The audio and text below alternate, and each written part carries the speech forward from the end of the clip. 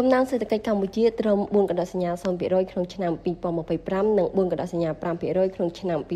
2026 ដោយសារតែកត្តាគប់ផ្សំរវាងបញ្ហាប្រឈមសកលនិងក្នុងស្រុកនេះយោងតាមរបាយការណ៍របស់ធនាគារពិភពលោកយោងតាមសេចក្តីប្រកាសព័ត៌មានរបស់ធនាគារពិភពលោកនៅថ្ងៃទី 11 ខែមិថុនា ឆ្នាំ 2025 បានដឹងថា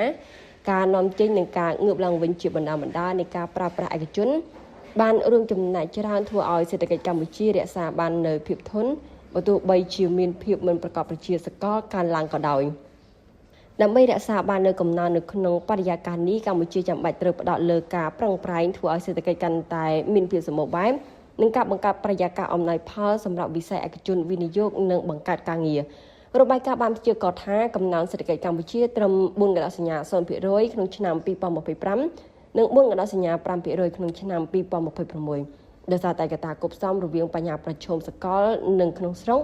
រួមមានស្ថានភាពមិនប្រកបប្រជាសកលការផ្លាស់ប្តូរគោលនយោបាយពាណិជ្ជកម្មភាពជាប់គាំងក្នុងវិស័យអចលនទ្រព្យនិងការរឹតបន្តឹងនៃវត្តឥណទានលោកស្រីថានីម៉ាយើប្រធានគ្រប់គ្រងធនាគារពិភពលោកប្រចាំកម្ពុជា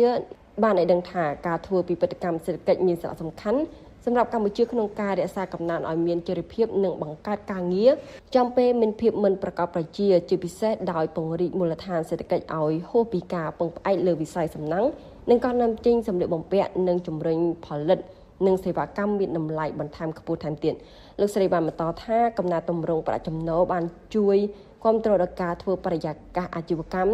មានភាពកាន់តែប្រសើរឡើងហើយបង្កើតលំហសារពើពន្ធមួយសម្រាប់ការវិនិយោគសំខាន់ទៅលើមូលធនមនុស្សនិងហេដ្ឋារចនាសម្ព័ន្ធ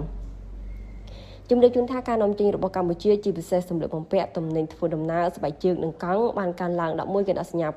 6% នៅក្នុងត្រីមាសទី1នៃឆ្នាំនេះធៀបទៅនឹងរយៈពេលដូចគ្នាក្នុងឆ្នាំមុនសេវាកម្មទេសចរបានកើនឡើង 16 កណ្ដាប់សញ្ញា 1% សម្រាប់ការមកដល់របស់ភ្ញៀវអន្តរជាតិទោះបីជាចំនួននេះនៅតែទាបជាងកម្រិតនៅក្នុងឆ្នាំ 2019 ក៏ដោយទន្ទឹមនឹងនេះការប្រើប្រាស់ឯកជនបានងើបឡើងវិញដោយមានជាផុសតាំងស្រាប់នៃការកើនឡើងនៃការនាំចូលទំនិញប្រើប្រាស់រួមមានគ្រឿងឧបភោគបរិភោគសម្ភារៈបំពាក់រថយន្តនិងម៉ូតូ